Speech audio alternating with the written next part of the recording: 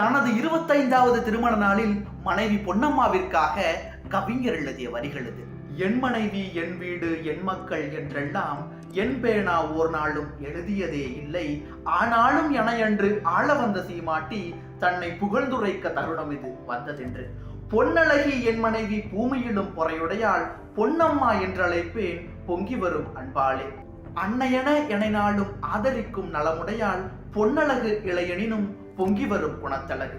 தாளையாம் பூமுடித்து தடம் பார்த்து நடை நடந்து, தாளையாம் பூமுடித்து தடம் பார்த்து நடை நடந்து, வாழையிலை போல எந்தன் வாசலுக்கு வந்தமையில் மானமே ஆடைகளாய், மரியாதை அணிமணியாய், நாணமாம் காலெடுத்து நடந்து வந்த வண்ணமலர்.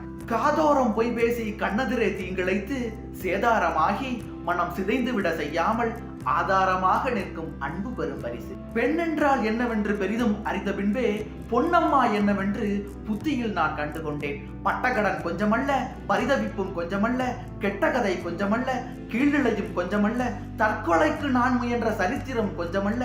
அத்தனையும் தாங்கி இன்று யாருக்கோ வாழுகின்றேன். தத்தை அவள் என் மனைவி, தாளிக்கே வாழுகின்றேன். குடிக்க துணிந்ததற்கோ குத்துகின்ற ஊசிக்கோ கண்ணான என் மனைவி காரணமாய் நின்றதில்லை.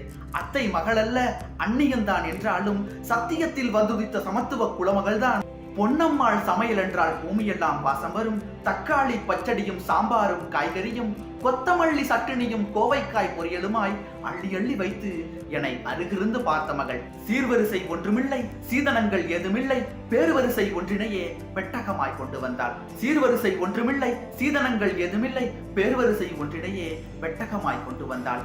இன்னும் பல்லாண்டு இறைவன் கொடுப்பதற்கே என் மொழியில் அவள் புகழை ஏற்றமுற பாடுகின்றேன். பொன்னம்மாள் வாழ்க, தந்த புத்திரரும் நனிவாழ்க. பொன்னம்மாள் வாழ்க, தந்த புத்திரரும் நனிவாழ்க.